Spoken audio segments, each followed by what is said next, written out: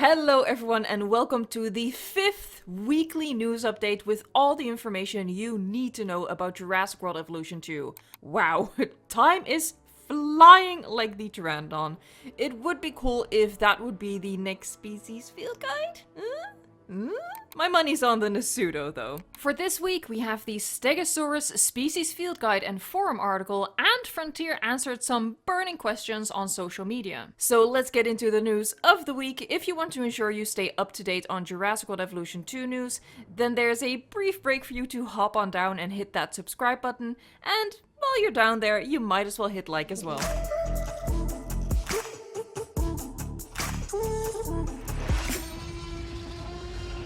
We're starting with the Stegosaurus species field guide and forum article because in terms of quantity it's the biggest thing we got this week, and because I have an important correction to make on behalf of myself and Frontier. First, as for my own correction, as you know, and if not you're about to find out, I analyze each species field guide as soon as it comes out, and it was no different for the Stegosaurus this week. In those analyses, I also get into a little bit of speculation, trying to decipher hidden clues, and again, this week was no different.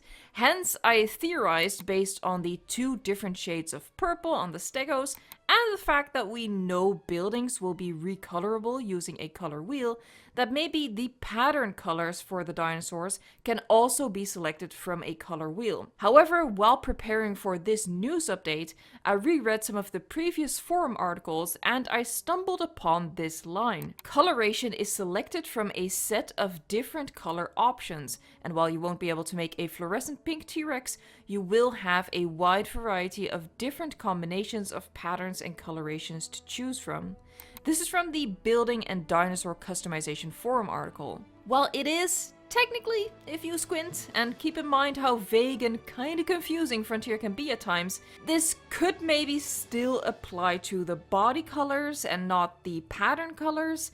But given this text, I think it's safe to assume that a color wheel is not part of the equation for picking pattern colors for your dinosaurs. I apologize for forgetting about this line, and I will be more careful next time. I really got swept up in the excitement and trying to get the video out as quickly as possible. As soon as I realized, I changed the thumbnail and I made an announcement in the pinned comment and in the description box as well, but I felt it was important to spread the information here as well. Now, I do still think it's a strong possibility we get more than 12 pattern colors to choose from.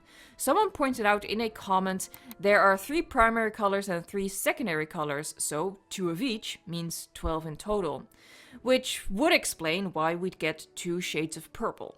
However, important omissions here are colors like brown, gray, black, and white. Considering a lot of people like dinosaurs with dull, realistic skins, they can't leave those out of the selection, so 2 slots would fill up really quickly. Perhaps in a little over a month we'll finally see some actual gameplay and a glimpse at this system at Gamescom, which starts August 27th. Frontier themselves also had a bit of a retraction. In the forum article they mentioned ground feeders, and that caused some confusion because they previously stated there would be no more feeders for herbivores. They've since removed that line from the article and explained to people who asked about that. Ground feeders are not coming back in any way, shape or form. Herbivores will only eat from plants. Since this is the 3rd consecutive Wednesday that we've gotten a species field guide, it seems like we can expect one every Wednesday for the foreseeable future. In the Stegosaurus species field guide, we saw 2 differently colored Stegosaurs.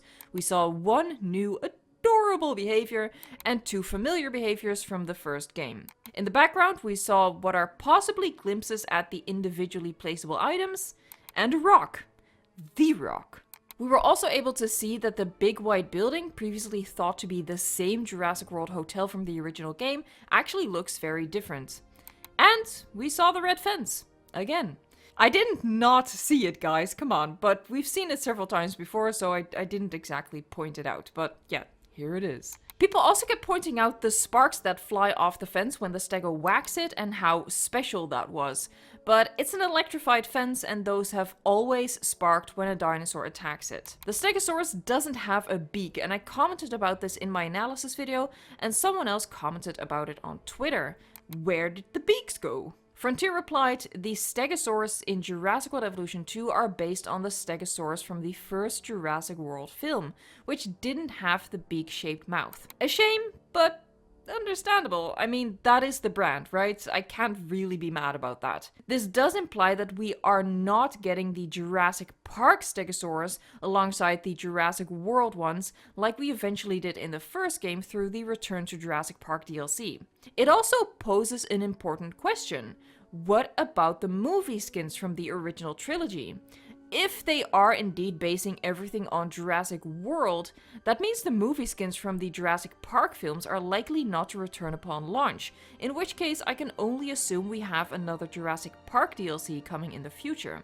Someone did ask about the movie skins in week 3, to which Frontier just replied that there was more information about dinosaur skins coming. They neither confirmed nor denied. I'm starting to feel that the JP movie skins are not going to be a thing at launch for Jurassic World Evolution 2. I've speculated before that the new skin system probably won't accommodate movie skins, so perhaps that is indeed the case and it's being held off until a DLC. Definitely something to keep an eye on. Subscribe and stay tuned for the news on that as soon as it comes out. Back to the Stegosaurus. The forum article gives us more information. They are amicable and require some company.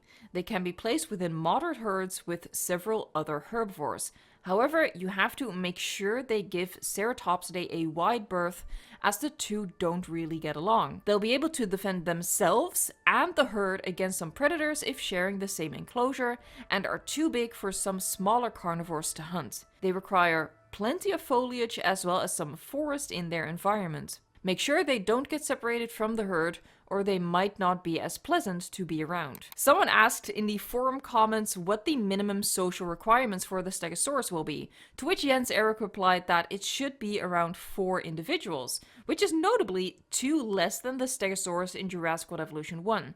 He does go on to say, and that is important to note, keep in mind that this might change between now and release. Obviously, the game is still being developed as we speak, so details like that are not set in stone, which is why that information is not yet communicated in species field guides, and instead they use terms like large or moderate herds. What's also interesting is that dinosaurs who prefer different types of foliage can still be housed in the same enclosure as long as it's big enough to accommodate their opposite needs. That will also probably help in keeping species separated from each other in one exhibit and staying within their own territory. Now for the question that probably got you here. Can we shoot our dinosaurs with live ammo? This is a question I get in my comments surprisingly often, and I think it stems from the legacy of Jurassic Park Operation Genesis, in which there were turrets for security and escaped dinosaurs that pose a threat to the guest could be shot and killed. A lot of people wanted to see that in Jurassic World Evolution 2. Someone on Twitter asked, will we be able to put dinosaurs down if they are a danger to guests? And Frontier responded, you will need to incapacitate escaped dinosaurs that pose a danger to guests. Your ACU or ranger teams need to be sent out to tranquilize them. We don't have anything to announce about methods beyond tranquilizing your dinosaurs. Now, we don't have anything to announce about XYZ is something Frontier can put on a t-shirt and sell as merch. It's not a definitive no, technically. That being said, we have nothing to announce about XYZ does actually mean no, like 99% of the time.